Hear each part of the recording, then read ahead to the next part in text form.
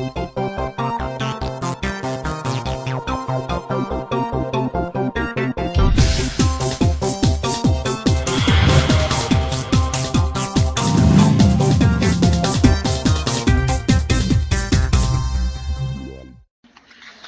dia, boa tarde, boa noite aos internautas que nos acompanham neste programa Nanotecnologia do Avesso, hoje no seu número 209. Fazemos esse programa dedicado ao público não especialista, porque é este público que paga as pesquisas sobre nanotecnologia realizadas no Brasil. Também fazemos este programa porque é aqui que nós discutimos os impactos da nanotecnologia na saúde, no meio ambiente, na economia, na ética, coisa que não é discutida aonde se faz nanotecnologia no Brasil. Por fim, fazemos este programa porque acreditamos que ser livre é ser bem informado e a divulgação científica contribui e colabora para o aprofundamento da democracia e da cidadania no Brasil. Hoje é um programa especial porque nós temos aqui 4 entrevistados, não é sempre que nós temos 4 entrevistados, e também porque são 4 pessoas que têm atividade junto ao Sindicato dos Metalúrgicos de São Paulo. E nós vamos hoje aqui falar sobre um seminário que iremos realizar lá no Sindicato dos Metalúrgicos no próximo dia 26 de abril. Então cada um deles vai se apresentar aqui para que a gente possa começar o nosso bate-papo aqui sobre essa temática. Meu nome é Altair Garcia, sou do DIEESE e trabalho do assessoria no Sindicato dos Metalúrgicos de São Paulo. Meu nome é Luiz Carlos Oliveira, sou conhecido como Luizinho. Sou diretor lá no Sindicato dos Metalúrgicos de São Paulo e responsável pelo Departamento de Saúde e Segurança do Trabalhador. Eu sou o Adonai Ribeiro, sou o coordenador técnico do Departamento de Segurança e Saúde do Trabalhador, também do Sindicato dos Metalúrgicos de São Paulo. Meu nome é Bruno Oliveira, eu sou técnico de Segurança do Trabalho do Sindicato dos Metalúrgicos de São Paulo. Bom, minhas saudações a todos os 4 aqui e ótimo que a gente tenha a oportunidade de tê-los aqui e ter essa interação com o Sindicato dos Metalúrgicos de São Paulo. Nós aqui já tivemos outros programas com outros sindicatos e é um espaço sempre aberto para que os trabalhadores coloquem aqui as suas opiniões sobre o tema nanotecnologia. Bom, eu acho que o Luiz podia falar um pouco sobre como que esse tema nanotecnologia chegou ao sindicato e qual foi a decisão aí de também trabalhar com esse tema lá no sindicato. Praticamente é um tema que realmente a gente não tinha muito, não tinha um investimento, um conhecimento. E a Fundacentro nos convidou para uma reunião, a qual você faz parte lá desse trabalho, nós tivemos o primeiro contato e percebemos a importância que é essa questão da nanotecnologia. E dessa forma nós começamos a pensar o que poderia ser feito para poder realmente a gente conhecer na base metalúrgica, conhecer o que tem disso e o que está acontecendo em termos de nanotecnologia no setor metalúrgico. Agora, para conhecer você precisa movimentar a base, você precisa trabalhar com a base, né? Isso, e a gente foi pensando como fazer isso. E uma das maneiras que nós achamos seria preparar um questionário e trabalhar com a base, com esse questionário, trabalhar esse questionário junto com a base. E daí nós fomos pensando e começamos a trabalhar a ideia também de um seminário. E nós criamos agora, preparamos para o dia 26 de abril, 26 de abril agora, nós preparamos um seminário que ele pega ali, ele vai contemplar 3 questões para a gente. Uma questão é o histórico do sindicato em relação a ação na parte de saúde e segurança, essa questão atividade na área de saúde e segurança.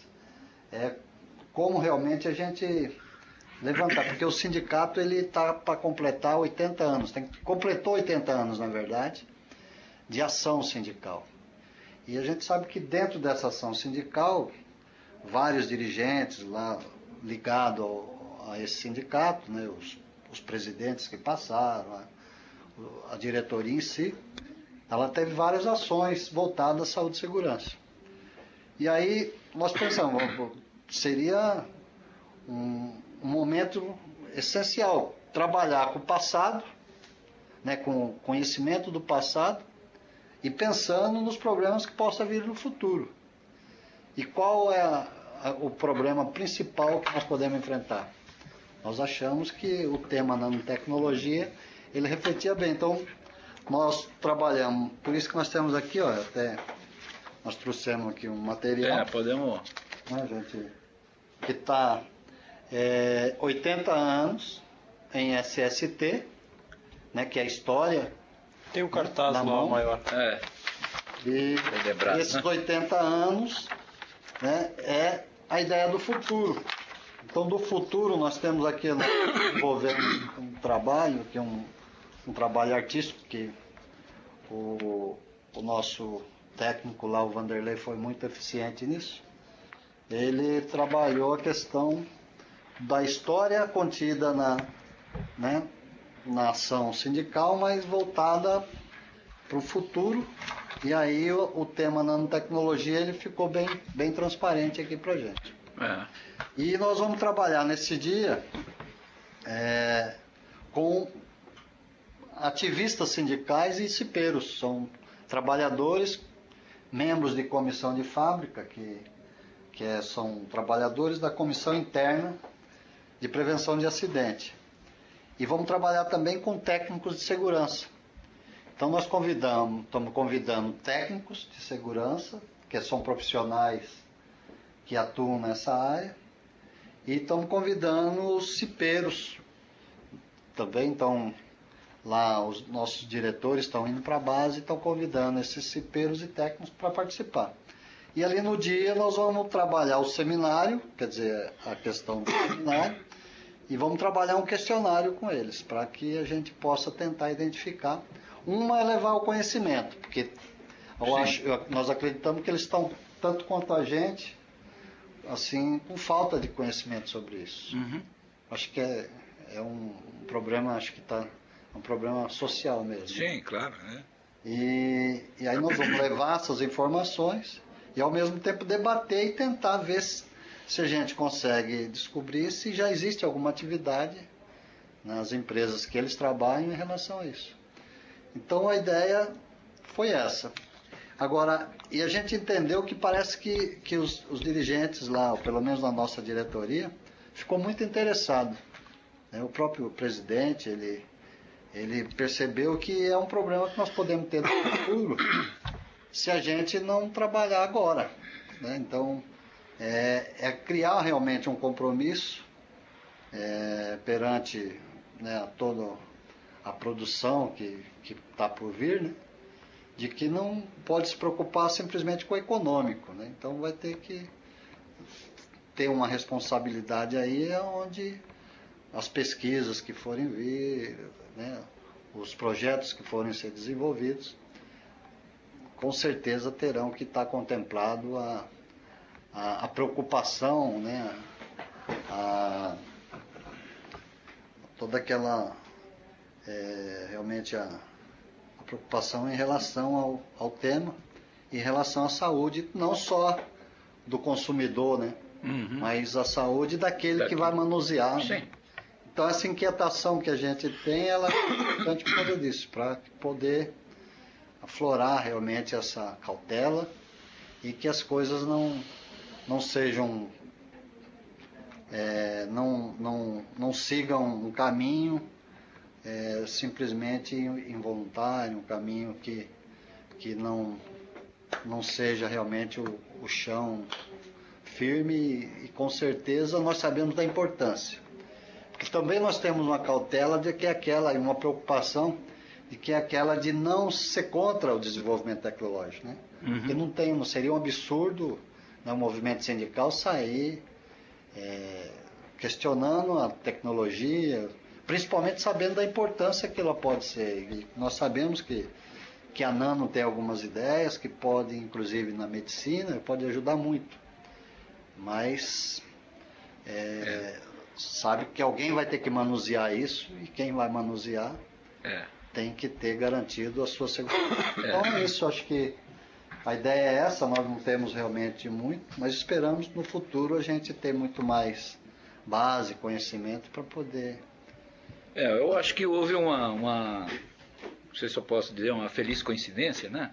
De que estamos no 80 anos de SST, né? Aí, para marcar esses 80 anos, estamos fazendo uma atividade que procura conectar essas coisas da área de saúde e segurança do trabalhador, né, com as coisas para frente, aí, com isso que provavelmente a Nano deve colocar, né? Então, digamos que é um evento que marca essas duas coisas, né? Aquilo que foi as ações aí do passado nessa área, né? E aquilo que coloca uma reflexão para frente, né? Que deve causar impacto também nessa área de saúde e segurança do trabalhador, né? Essa questão de que quem é que está no universo da produção vai sentir os primeiros impactos, né? Isso nós já vimos em história passada, né? E com a Nano provavelmente deva ocorrer outra vez, né? Hoje quem está sofrendo de maneira geral ou prioritariamente, principalmente aqui no Brasil, quem está sofrendo esse contato direto é quem está no laboratório na universidade, aqui no Brasil, né?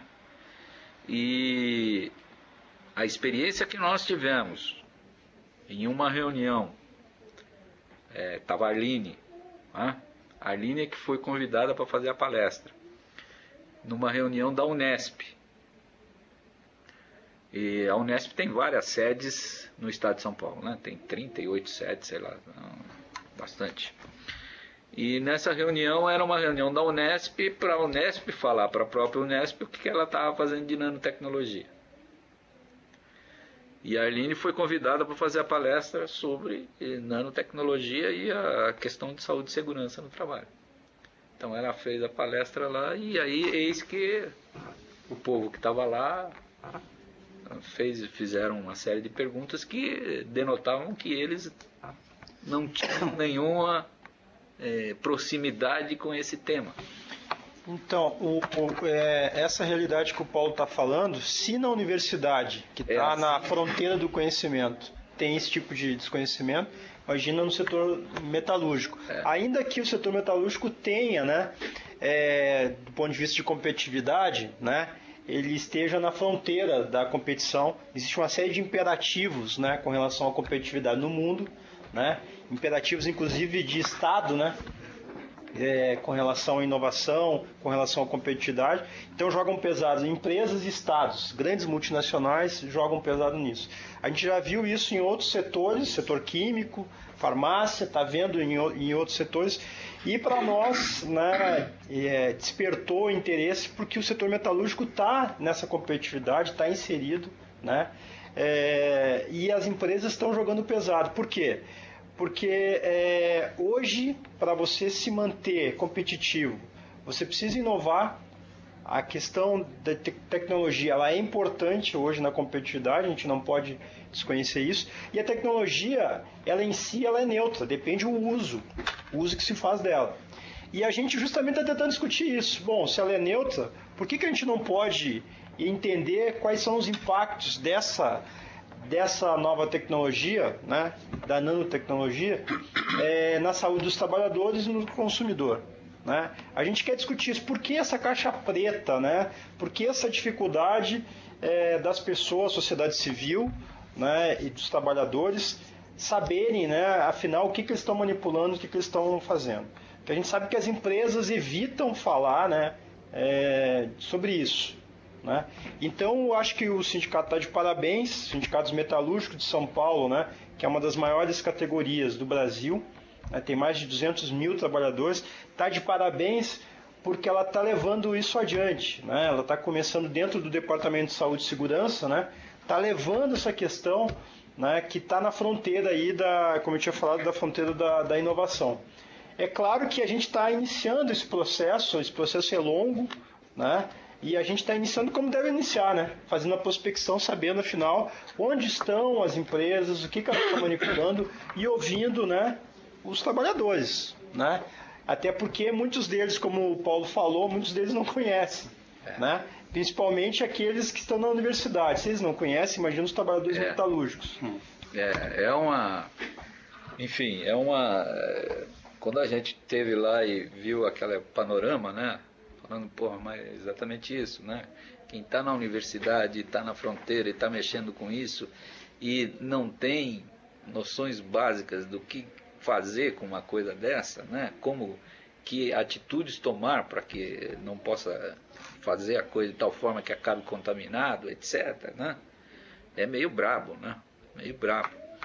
Mas eu diria que talvez vocês possam também fazer, não sei se vocês tiveram já contato com a universidade, mas as universidades, desse ponto de vista de saúde e segurança no trabalho, não são nada exemplares. Nada exemplares. Então, Paulo, deixa eu só fazer uma colocação. A gente percebe a dificuldade muito grande de você lidar com a área de segurança e saúde, de modo geral, isso dentro da empresa, no governo, em qualquer ambiente, né? E a gente tem aí histórias, até não tão antigas, coisas até recentes, exemplos aí de outros produtos que foram muito empregados na própria indústria, inclusive na metalurgia, por exemplo, a questão do amianto, né, que foi usado em freios, o mercúrio em medidores, o chumbo nas baterias, que são atividades que pertencem aí à metalurgia, do modo geral. Sim. E muito se lutou, muito se fez, mas se vitimou muitas e muitas pessoas nessas questões. O próprio benzeno, né, usado nas siderurgias, nas macharias das fundições. Então a gente tem aí exemplos aí que a gente conviveu com esses materiais. Inclusive até, eu estou lembrando aqui de EPIs que a gente usava na fundição, que eram feitos de amianto. Também. Então você usava luvas, aventais de amianto, quer dizer, uma coisa. E as caixas d'água, que até hoje existe, outros mais. Não vou entrar nessa polêmica aí do amianto e outros produtos. Mas a gente vê a nanotecnologia como uma grande incógnita, né? Quanto ela pode ser útil para a ciência, para a tecnologia, quanto benefício ela pode trazer para a própria humanidade, mas quanto que ela pode prejudicar o meio ambiente e os próprios trabalhadores, na questão das doenças aí. Então a gente pretende ouvir muito os trabalhadores, pesquisar bastante, buscar, que nem você citou aí a questão da contribuição das universidades. A gente teve já alguns apoios, mas muito ainda simples, né, assim, acanhados, de algumas instituições como a própria Hospital das Clínicas aqui no passado, na questão de doenças, né, ocupacionais. Mas a gente sente que isso ainda é meio tímido. A gente precisaria tentar ainda trazer mais aliados, sabe, trabalhar melhor essa coisa aí, para a gente conseguir chegar aí num denominador comum. Uhum. Não é isso. Agora, eu acho que você tem também bastante experiência com CIPAs, né? Sim, bastante. E aí você veja que também foi um fato importante, que nós já fizemos programa aqui sobre isto, que foi a inclusão no contrato coletivo, né, da Federação dos Químicos, dos Trabalhadores da Indústria Química do Estado de São Paulo, né? Uma cláusula de informação, direito à informação, né? E aí a referência é a CIPA, né? Quem deve ser informado é lá a CIPA sobre esse tema. É verdade. O único problema é que ainda, pelo menos no setor metalúrgico, a nanotecnologia ainda é um mistério. Esse é o problema. Nós não temos como levar a informação porque a gente não consegue qualificar, a gente não consegue quantificar, a gente não consegue determinar ainda onde está a nanotecnologia para a gente aplicar a informação ao trabalhador. Esse é o problema. Como o Altair disse, é uma caixa preta. A gente não tem acesso ainda para levar para os trabalhadores. Mas eu acho que esse passo que nós estamos dando, de fazer essa reunião, de fazer essa discussão com o povo que aparecer lá, fazer esse questionário vai colocar alerta nesse pessoal. Mas talvez, Paulo, esse trabalho, talvez ele não para só aqui.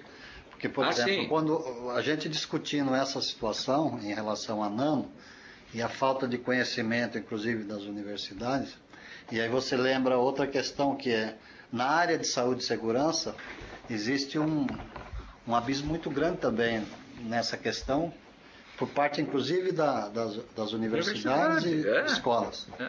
E a gente aí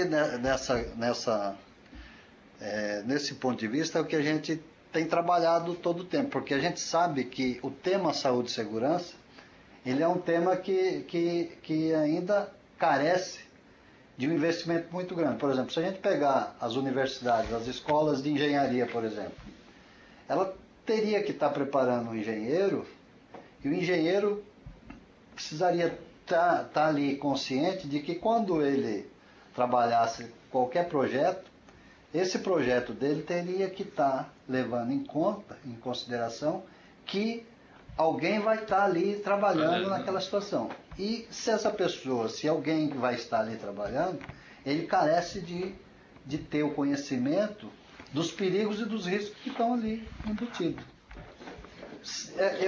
Eu acho que isso é uma questão institucional mesmo, quer dizer, as faculdades, as escolas, né? O próprio governo em si, né? Hoje, por exemplo, o Ministério soltou, o governo soltou, né, uma política que eles chamam de Política Nacional de Saúde e Segurança do Trabalhador. É importante essa política, mas ela não vai funcionar se isso não for institucionalizado. Se cada instituição, né, dentro dessa sociedade não assimilar e fazer o seu papel. Então, por exemplo, os ministérios que hoje eles acabam fazendo uma ação. Por exemplo, o Ministério do Trabalho tem uma ação sobre saúde e segurança diferente da Previdência, por exemplo. Então, as coisas têm que ser integradas de uma tal maneira que a gente possa levar em conta que a vida está em primeiro lugar. E a sociedade que nós vivemos, ela deve privilegiar a questão do ser humano e não a questão econômica. Então, mas é uma questão de educação. E aí ela tem que passar pelas escolas realmente, tem que passar pelas universidades. Inclusive, por exemplo, uma faculdade de medicina que prepara um médico que depois vai ser um médico do trabalho, por exemplo. Esse médico do trabalho, se ele não tiver uma consciência e saber qual é realmente a função dele, para que realmente ele foi preparado, para que ele foi formado, não tiver essa consciência, ele vai ali para o local de trabalho e vai ficar fazendo a política, por exemplo, do defensor do patrão e da pessoa que fica justificando, né, o ambiente de trabalho de uma maneira como forma de proteger a empresa e não realmente de solucionar os problemas e evitar que o trabalhador acabe se adoecendo, acabe se acidentando. Então, todos nós temos responsabilidade. Se cada um fizer a sua parte nessa questão, a gente começa a entender as outras, que é essa questão. Se fosse culturalmente, né, embutido, já tivesse culturalmente embutido na cabeça da sociedade, isso institucionalizado de tal maneira que quando fosse o momento de discutir a nano, não seria discutido simplesmente do vazio, quer dizer, a primeira coisa que viria na cabeça das pessoas é qual o impacto que isso vai ter naquele que primeiro vai se relacionar com ela. Porque depois do trabalhador, aí vem lá o usuário, vem, né, o comerciante, vem tudo. Então, eu acho que é isso. Eu acho que o sentido de que esse é um passo importante, né? Primeiro é isso, é que você vai trabalhar de forma coletiva, né? Vai estar lá coletivamente as pessoas, muitas delas das CIPAs, de técnico da coisa do trabalho, e vão ouvir, vão ver o nosso DVD, né? Enfim, vão ter uma série de informações lá. E vão responder a esse questionário. Tá? Isso daqui a gente vai tabular, vai trabalhar ele e vai dar uma base para que a gente possa ter uma dimensão de o quanto está a nanotecnologia sendo observada por esse conjunto, né, que lá esteve. Com isso, eu acho que a gente tem elementos, vai ter elementos para ver quais são os próximos passos que a gente poderia dar coletivamente também, para que essas pessoas pudessem estar melhor informadas. Eu acho que a questão aqui importante, ela dá uma ênfase, né? O que a gente pretende com o questionário, né? Esse questionário é aquilo que a gente tinha falado de prospecção, né? A gente tem uma charge que introduz um pouco o tema para os trabalhadores, e o questionário, né, a charge está aqui, né? Foi feita por um chargista que trabalha no movimento sindical, Baraldi, e foi muito bem feito, aliás, não dá para ver no Zoom, né? Mas enfim, depois a gente vai disponibilizar no site. Mas eu estava falando do questionário. Então, vendo essa charge, o trabalhador ele vai conseguir, através do questionário, responder algumas indagações que a gente está levantando, né? Que é, na verdade, se ele tem noção ou se ele sabe dessa questão de nanotecnologia. Primeiro, uma introdução, os palestrantes vão dar essa... A gente vai falar mais sobre o seminário, mas o questionário vai tentar, então, mostrar para a gente, né, dar um feedback para nós, se esse trabalhador ele está lidando ou ele tem notícia dessa nanotecnologia, introdução de nanotecnologia na empresa ou empresas que ele já trabalhou. Então esse questionário, quando a gente construiu, a gente tinha uma expectativa com relação a ele, e agora, na medida que os trabalhadores responderem, nós vamos tabular e vamos ter aí o primeiro passo, né? Eu acho que aí a gente começa a dar o primeiro passo para levantar, afinal, o que é nanotecnologia no setor metalúrgico em São Paulo.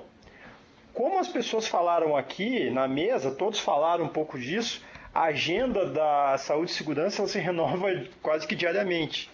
E agora a nanotecnologia está sofisticando mais ainda, né? Por quê? Porque a gente está lidando literalmente com uma coisa que a gente não enxerga, né? E aí fica muito mais complexo, porque os trabalhadores, na verdade, eles enfrentam parte do Estado estabelecido e parte completamente as empresas. O que se faz com aquilo que a gente enxerga e aquilo que não enxerga dentro da empresa é muito complicado. As empresas manipulam, né? Elas tendem a manipular, mesmo as que dizem que não manipulam, a questão de saúde e segurança, a questão das EPIs, né? Quando elas não manipulam, elas dizem indiretamente para os trabalhadores o seguinte: olha, a EPI é importante usar, mas se você não atingir a meta de produtividade, você não vai levar o PLR. Então fique na sua consciência o que você faz. Então ela diz: não, eu nunca fiz nada para desestimular o uso da EPI. Tanto que ela põe cláusula lá, tem que usar EPI. Agora, se você não produzir, você não leva a sua gratificação de PLR. Então o negócio vai ficando sofisticado e às vezes o trabalhador fica encurralado, ele não tem jeito. E daí, quando ele não usa EPI, ele sai fora, ele é desligado lá da PLR, ou ele, enfim, comete um acidente, né? Ele acaba tendo um acidente grave, às vezes até, e aí a empresa diz: olha, ele não usou EPI, está aqui o EPI, ele não quis usar, né? E aí os técnicos aqui podem falar com mais precisamente sobre isso, mas a nanotecnologia a gente entra nesse campo, né? Muito mais sofisticado, que aí até as EPIs, né, são questionadas, né? A eficiência do equipamento de proteção com relação... Só fazer uma colocação rápida em cima do que você... do IPI, exatamente. Então, a gente tem um trabalho, já que a gente já faz há algum tempo aí, que... Na verdade, assim, a gente jamais, nunca será contra um equipamento de proteção individual. Lógico. Você não vai ter um médico operando, fazendo uma cirurgia lá, se ele não tiver aqueles EPIs que ele precisa ali.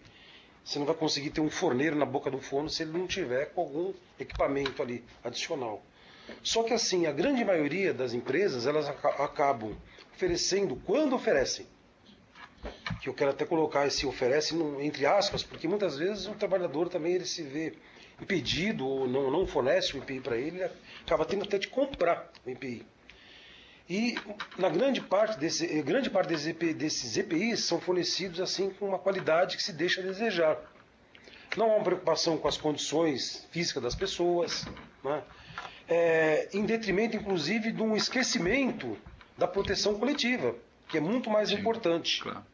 Então o pessoal fornece lá uma luvinha, que muitas vezes ela nem serve para aquele produto químico, por exemplo, que ele está em contato, está exposto, do que ela pensar em fazer uma exaustão localizada, né, filtrar aquele ar tirado do ambiente, então uma série de coisas. Então a gente sempre teve, a gente inclusive já há muitos anos, eu não sei aqui nesse momento precisar exatamente a data, mas fazem já aí mais de 10 anos, que a gente implantou uma convenção coletiva de galvânicas, porque é um ramo na metalurgia que só trabalha com produto químico. E a gente desenvolveu, né, junto com o patronato, o Ministério do Trabalho, pela delegacia, antiga delegacia de São Paulo aqui de trabalho, teve presente. E a gente conseguiu um acordo assim espetacular, que foi realmente a gente aprimorar algumas coisas que não tinha nas normas regulamentadoras em questão aos produtos químicos, armazenamento, rotulagem, coisas assim, nesse nível. Da mesma forma, a gente partiu já assim de uma forma pioneira também, com um trabalho que começou tímido, tripartite também, na questão de proteção de máquinas, que ele acabou ao longo de praticamente 15 anos, ele colaborou bastante nessa atual NR12, que tem aí hoje, que hoje ela tem uma visão totalmente abrangente, né, se fala totalmente da tecnologia, sofisticados aparelhos de proteção, válvulas, né, e toda uma eletrônica sendo usada, uma robótica. Mas lá na ponta da linha, quando a gente começou isso dentro do Sindicato Metalúrgico de São Paulo, a gente começou falando da proteção simples, daquela proteção mecânica, um obstáculo físico que a gente colocava para o trabalhador não ter acesso à zona de perigo, para evitar que ele fosse mutilado. E a coisa foi se evoluindo, e não parou por aí, está se evoluindo até hoje. E a gente acredita que com a nanotecnologia vai ser a mesma coisa, vai chegar um dia que a gente vai ter muita informação e vai poder estar atuando realmente na proteção do trabalho. Então, mas é nesse caminho que a gente tem que ir. Agora, nós temos que fazer com que, por um lado, nós, né, tanto nós aqui desse grupo da Fundacentro, como vocês, dirigentes e membros aí da área de saúde e segurança, produzam esses dados, né? Claro. Como aí entra a questão da CIPA, muito importante, né? Porque nós não estamos dentro da fábrica, né? Quem está são os trabalhadores e mais importante a CIPA, né? Então esses elementos serem os nossos pesquisadores no local de trabalho.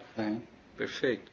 Para ir identificando com essa massa de informação que a gente pode colocar para eles irem tendo elementos para que provavelmente vai acontecer, continuar acontecendo isso que o Altair se referenciou, né? Quer dizer, as empresas não estão aí para de cara abrir essas coisas, né? Elas vão abrindo, vão informando de acordo com a pressão que os sindicatos vão fazendo para obter as informações. E aí coloca no contrato coletivo anual, né? Então aí passa a informar tal. Mas é nesse sentido, quer dizer, eu acho que a gente está fazendo um evento importante também desse aspecto, né?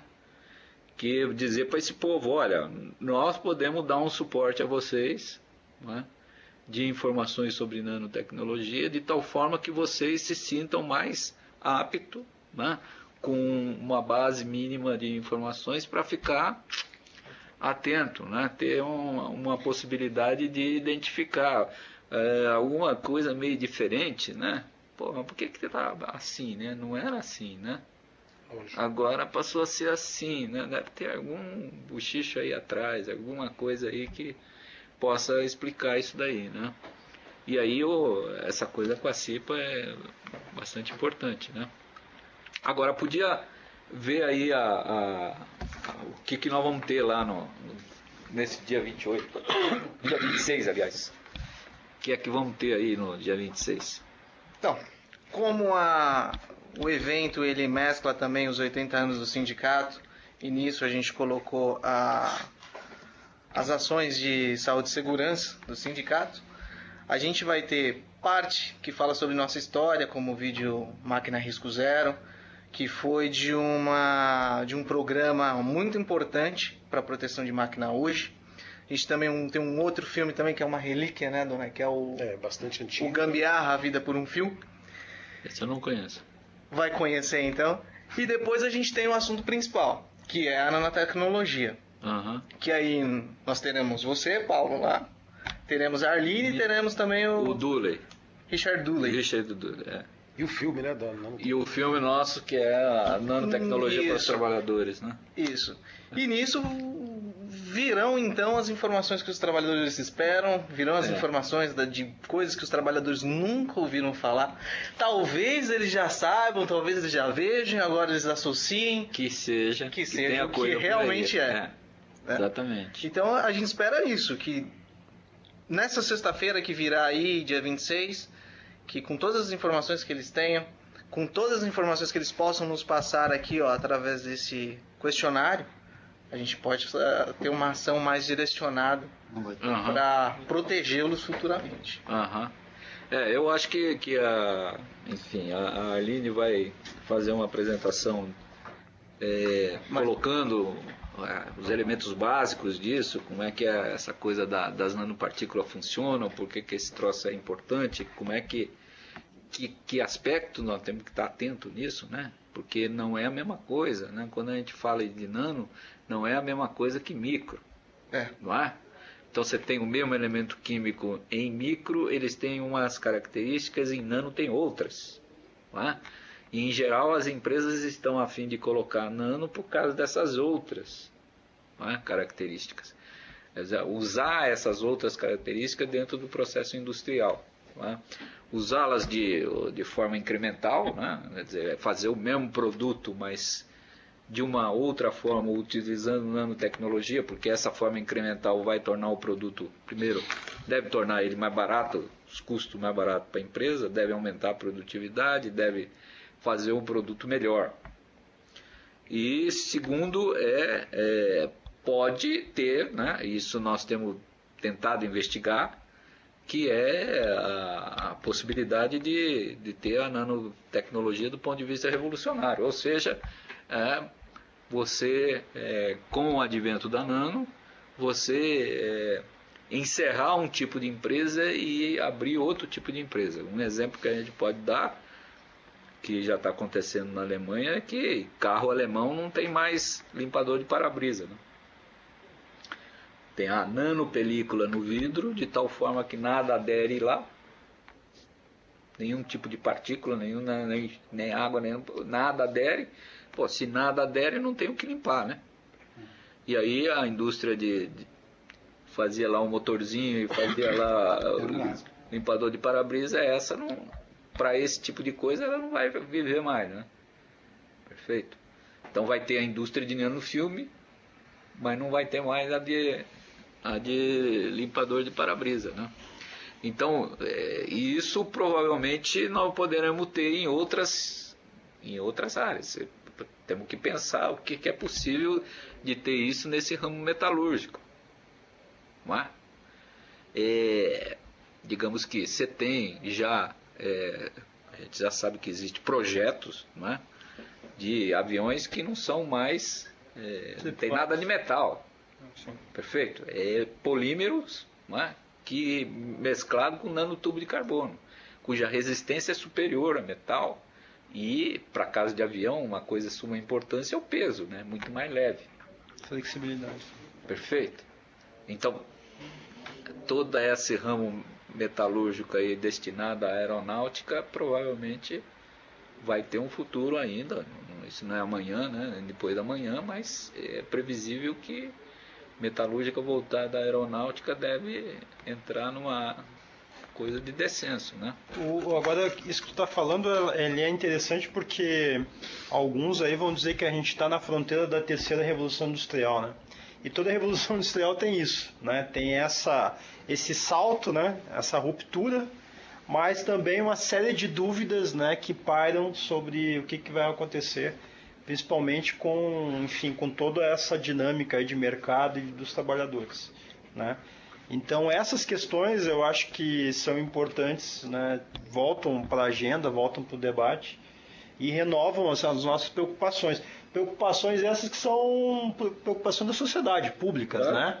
Financiamento, grande parte da inovação ela é bancada por recursos públicos, portanto da sociedade, que merecem, na verdade, essa sociedade que financia merece um retorno, né, da informação, merece, na verdade, discutir a regulação, aquilo que o Luizinho tinha falado no início, né?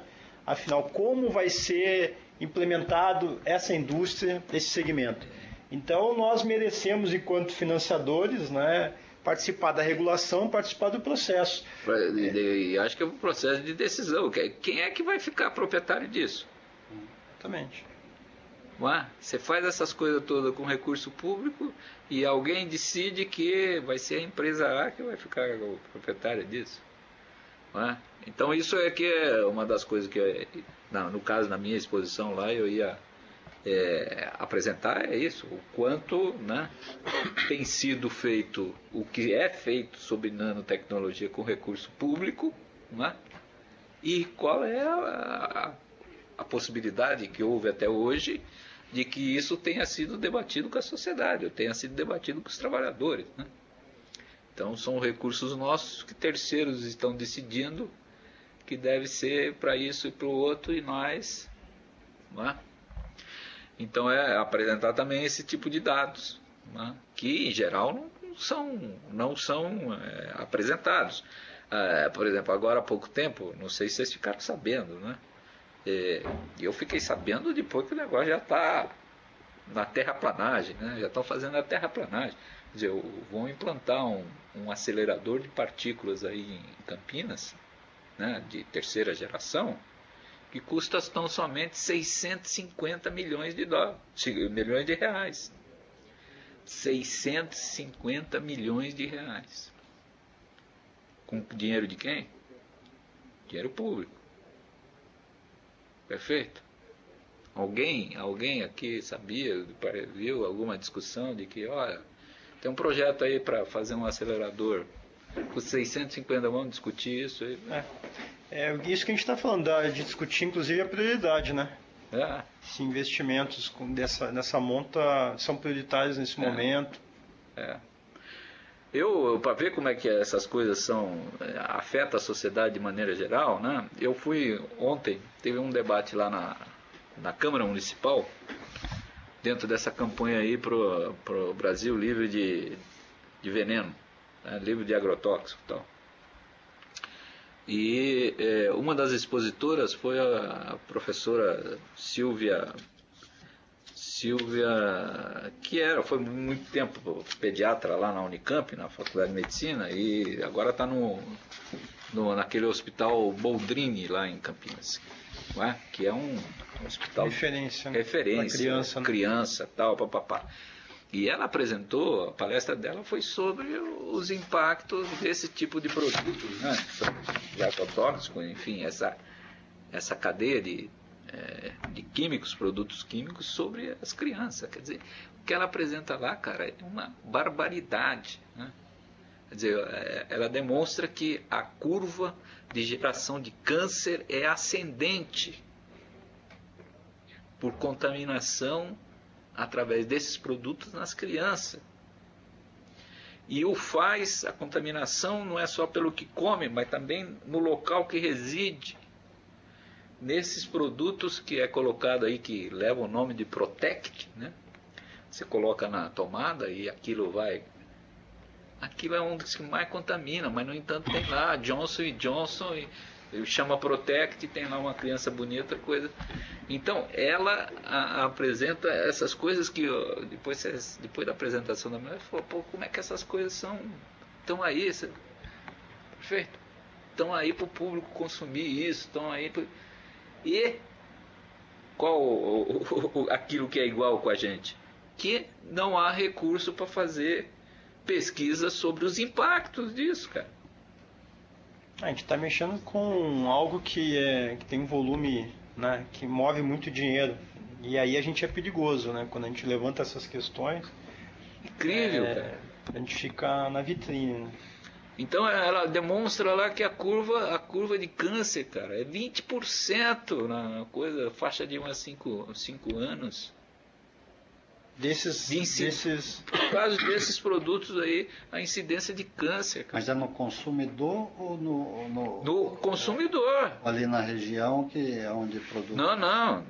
É do ponto de vista do consumo. Ela consegue estabelecer a relação causal. É isso daí. Então, aí ela disse, isso é difícil de identificar, porque você vai chama a mãe, né? Não, a gente não tem problema nenhum. Não. A senhora dedetizou. Ah, sim, dedetizamos a casa e tal. Ah, bom, a senhora usa esse produto aqui, um produto assim, põe na tomada. Ah, usa sim, mas isso está lá, é da Johnson, seguro. Seguro, diz ela. Seguro, não tem nada de seguro, né? Pelo contrário, um troço que afeta e muito. E, pô, todos esses produtos aí. Antes, uma menina lá da Fiocruz tinha feito a exposição sobre os agrotóxicos, né? Pô, então, o que tem de coisa aí? Uma das coisas que ela coloca, quer dizer, medicamento, a Anvisa faz revisão dos princípios de 5 em 5 anos, porque a ciência vai avançando, você tem outros testes para fazer para ver se aquilo lá tem algum impacto ou não tem, mas no agrotóxico não faz não. Nesse campo, não faz não. Como de nanotecnologia, a gente sempre chega atrasado.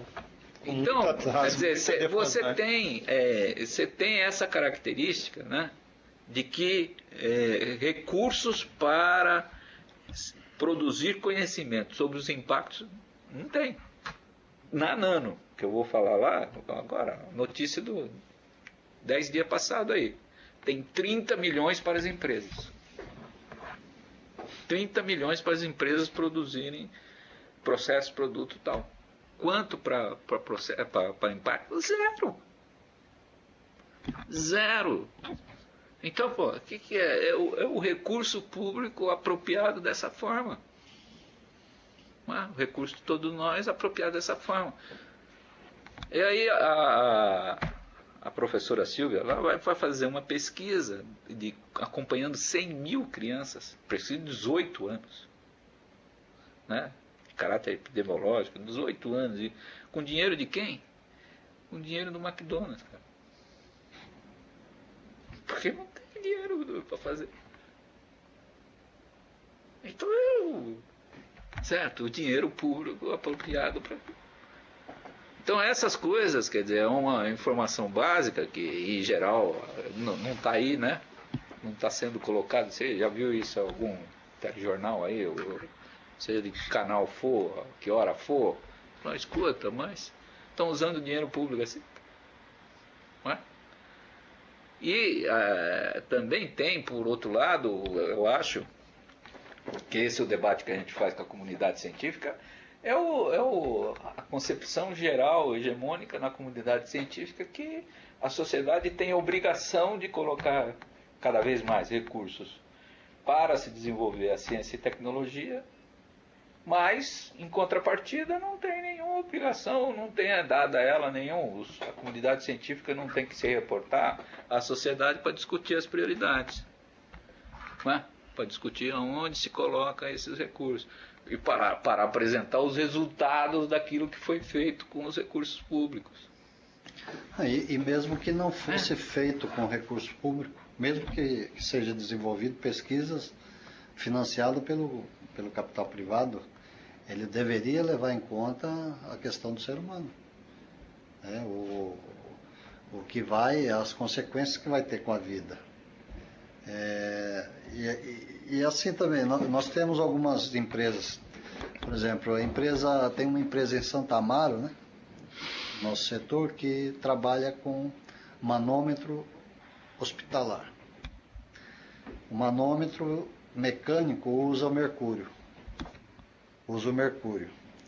E o mercúrio, na verdade, esses manômetros mecânicos, ao ser manuseado ali o mercúrio, ele contamina uma parcela dos trabalhadores. Então a empresa tem lá uns 35 trabalhadores. Contaminados. Acho que vai. Uns 35 e tem ali mais ou menos uns 15 contaminados. Quer dizer, e já existe trabalho, tem uma pesquisadora da Fundacentro mesmo, diversos afastados, né? Diversos afastados. Comprometidos. Porque ela é uma fábrica de vai acumulando, né? Uma fábrica de contaminados. E existe um trabalho voltado para isso. Por exemplo, a doutora Cecília, né? Ela já vem fazendo uma pesquisa sobre isso, um trabalho, muitos anos, já tem denunciado, Só que, por exemplo, você não consegue como resolver esse problema dessa empresa. Porque nós sabemos que existe, por exemplo, os manômetros digitais. Agora, os hospitais preferem comprar o mecânico e não compram o digital, porque acham que o digital é mais caro. E a empresa prefere fazer o mecânico e contaminar o trabalhador. Então é uma bola de neve.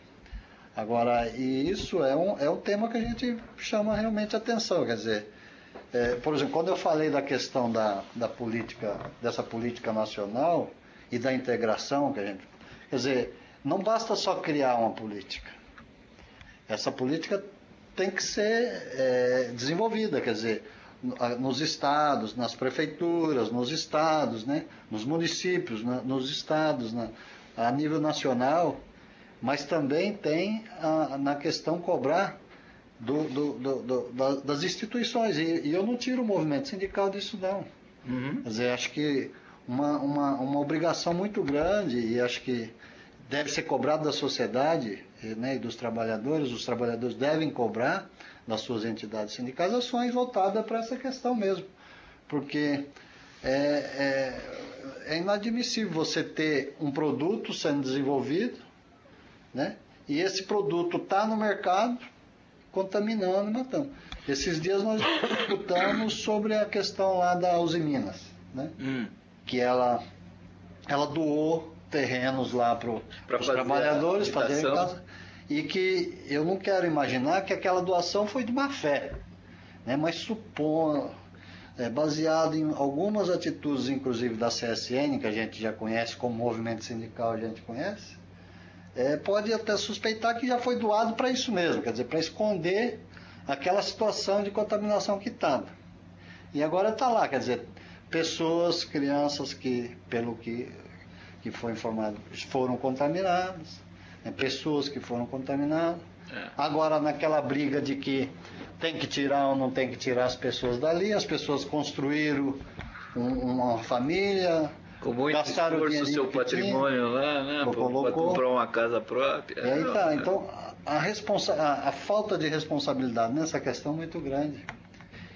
Mas é só com educação. Acho que a questão aí, por isso que inclusive a gente até agradece, né, porque a gente fala do mal, mas não fala do bem, né? E do bem a gente tem pessoas como, no caso, você, né, a Arline, que tem feito um trabalho, como essa doutora Cecília na área do mercúrio, né? Então a gente tem muitas pessoas aí atuando, realmente, na Fiocruz, né? Pessoas da Fiocruz, inclusive, há um tempo atrás, eles estavam num projeto de criar um observatório voltado à questão da saúde e segurança. O Diese vem trabalhando muito bem, o Diesat. Então a gente tem algumas pessoas... O diabo é que essas coisas que nós fazemos, né, esse conjunto aí que você relatou faz, no final das contas, o potencial que a gente tinha de realizar é muito maior disso que a gente consegue fazer. Por quê? Porque nós trabalhando na miséria. E não é para trabalhar na miséria porque o recurso é público. Quer dizer, o recurso público apropriado dessa forma é que não é possível ser aceito.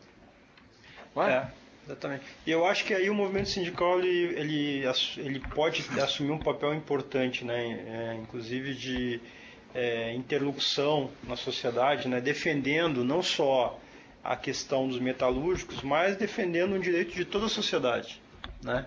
Então, aí, essa representação sindical, né, ela é importante porque no Brasil hoje o movimento sindical pode, né, através desses conselhos tripartites e nas suas esferas do Brasil afora, disseminar essas questões, né, levar para fora do chão de fábrica essas questões, até como representante da sociedade.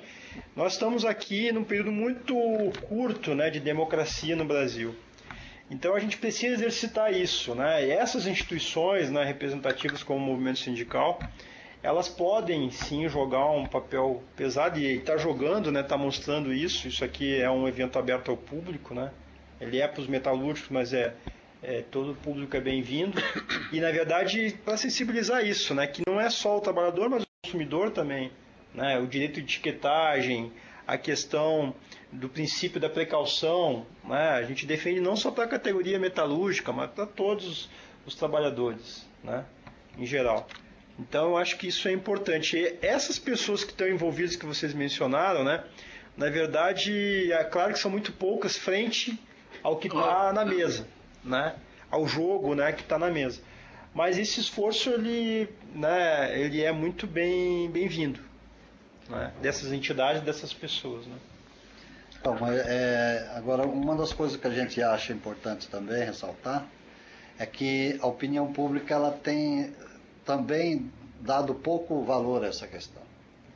Acho que a opinião pública tem responsabilidade, tem obrigação de cobrar mais, né, inclusive das marcas.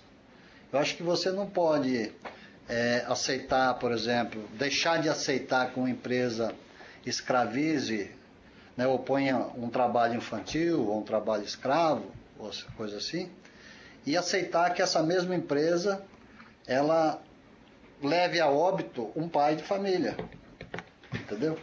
Então, quer dizer, o trabalho infantil é proibido. Pô, mas o que vai fazer também aquela criança que ficou sem o pai? Entendeu? Então, a sociedade ela tem que ampliar um pouco mais essa visão e poder exigir mais, assim, quer dizer, cobrar da marca. Por exemplo, a Johnson & Johnson, estamos falando aqui, poxa, aceita que a Johnson & Johnson crie um produto que tem uma leva a empresa é, né, responsável, os produtos dela são bons. Então. Você pega a Bayer, até o slogan da Bayer que se é Bayer é bom. No setor metalúrgico nós temos, por exemplo, você pega a Siemens. A Siemens solta a propaganda, eu vi uns anos atrás na CBN, ela entrava com um som. A Siemens tem resposta para os problemas do mundo. Só que ela não fala que lá na Siemens ela contrata o trabalhador terceirizado, que precariza o trabalho, né, a mão de obra, e mata esse trabalhador terceirizado porque põe ele em uma atividade que ele não está preparado para fazer. E aí ele acaba morrendo. E há pouco tempo morreu um trabalhador dentro da Siemens aqui na Marginal, né, empurrando um carrinho que carregava portas de painéis, né, que era, não me lembro bem, dona, você lembra a quantidade do peso que era aquelas toneladas do carrinho? Se não me engano, era cerca de 1.200 quilos. 1.200 quilos. Aquilo tombou em cima do trabalhador e esmagou. Era um trabalhador terceirizado, não tinha a mínima experiência de fazer aquilo. Ou mesmo que tivesse uma única pessoa, num piso inclusive irregular, você empurrar carrinho.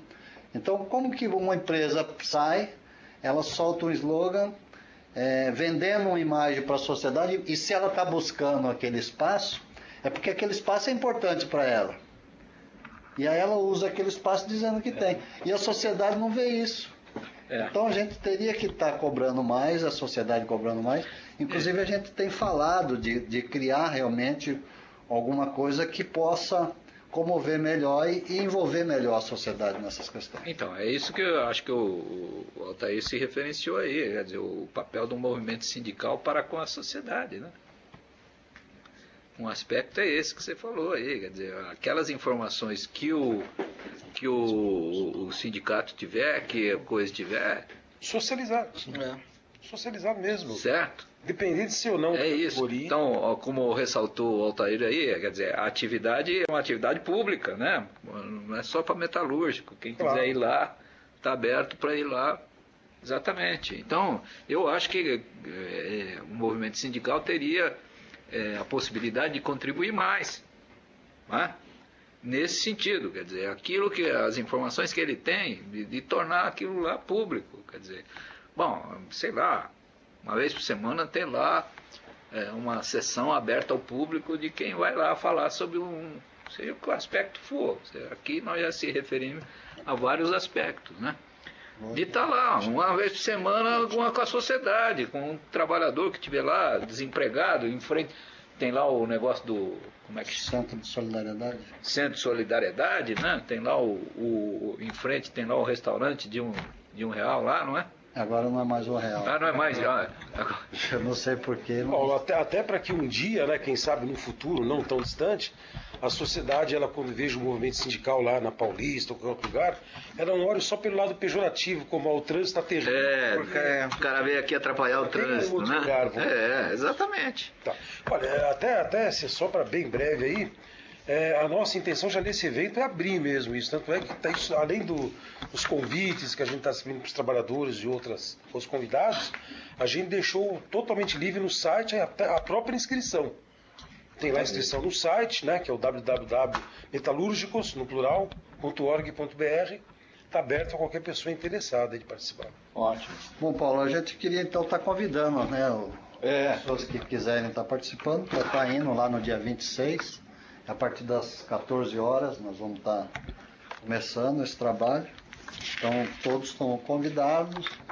E lembrar que essa data também, ela não foi por acaso. Como eu falei, esse trabalho ia pegar 3 pontos. E um dos pontos é de que essa semana, o dia 26, foi escolhido em alusão ao dia 28,